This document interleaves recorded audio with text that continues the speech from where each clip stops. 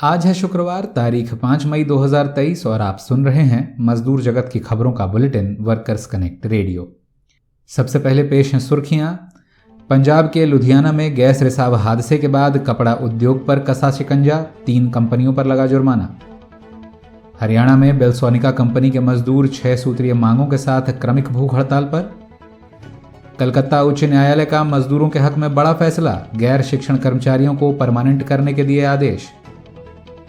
Canada में सरकारी कर्मचारियों की हड़ताल सफल, वेतन में 11.5% बढ़त के बाद काम पर लौटे मजदूर।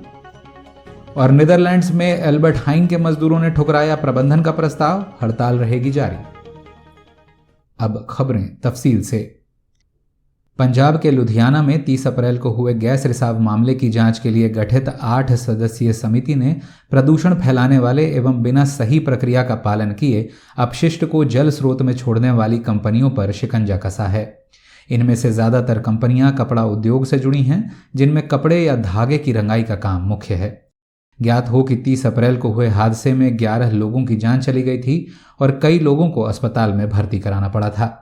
इसका संज्ञान लेते हुए राष्ट्रीय हरित प्राधिकरण यानी नेशनल ग्रीन ट्राइब्यूनल ने पंजाब राज्य प्रदूषण नियंत्रण बोर्ड एवं जिला प्रशासन के सदस्यों की एक समिति का गठन किया था।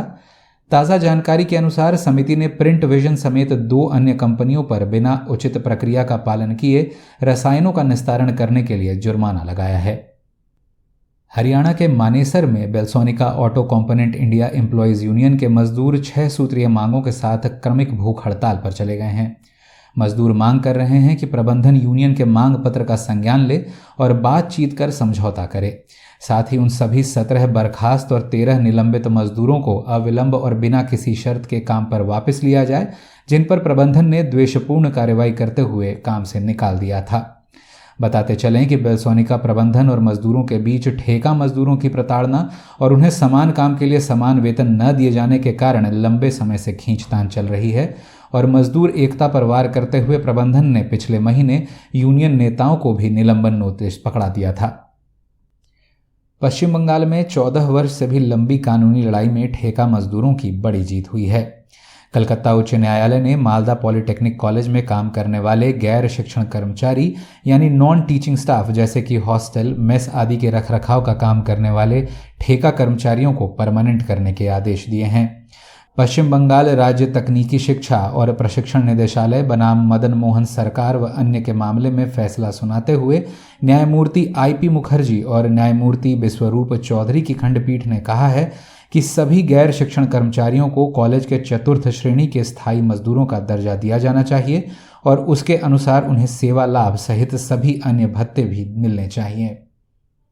करते हैं अंतर्राष्ट्रीय खबरों का रुख। पहली खबर कनाडा से, जहां टैक्स विभाग के कर्मचारी वेतन बढ़ोतरी के बाद काम पर लौट आए हैं। बताते चलें कि सरकार के उदासीन रवैये से परेशान 35,000 से भी अधिक कर्मचारी 2 हफ्ते पहले हड़ताल पर चले गए थे। कर विभाग द्वारा अगले 5 वर्षों में 11.5% की वेतन बढ़ोतरी और $1,800 के एक मुश्त भुगतान की मांग मान लिए जाने के बाद मजदूरों ने हड़ताल वापस ले ली है। उधर नीदरलैंड्स में बिग बाजार रिलायंस फ्रेश सरीखी खुदरा विक्रेता कंपनी एल्बर्ट हाइन के मजदूरों की हड़ताल ने जोर पकड़ लिया है। मजदूर FNB यूनियन के तत्वावधान में 24 अप्रैल से हड़ताल पर हैं और मांग कर रहे हैं कि उनकी कमाई में 14% की बढ़त हो। साथ ही नए मजदूरों को भी रविवार के दिन काम करने पर 2 गुनी दर से वेतन मिले और कार्य परिस्थितियों को बेहतर किया जाए। बीते बुधवार प्रबंधन ने वेतन में 10% की बढ़त करने का प्रस्ताव रखा था, जिसे मजदूरों ने यह कहते हुए एक स्वर में खारिज कर दिया है कि बढ़ती महंगाई के इस दौर में मजदूरी को लेकर मोल भाव नहीं किया जा सकता। यूनियन नेताओं का कहना है कि सभी मांगों के माने जाने तक हड़ताल यूं ही जारी रहेगी। इस अंक में बस इतना ही। यदि वर्कर्स कनेक्ट रेडियो का यह अंक आपको लाभकारी लगा हो तो YouTube पर हमारे चैनल वर्कर्स कनेक्ट रेडियो को सब्सक्राइब कर लें। इससे हमें अन्य श्रोताओं तक पहुंचने में मदद तो मिलेगी ही, आपको हमारे नए अंक आने पर सूचना स्वयं मिल जाया करेगी।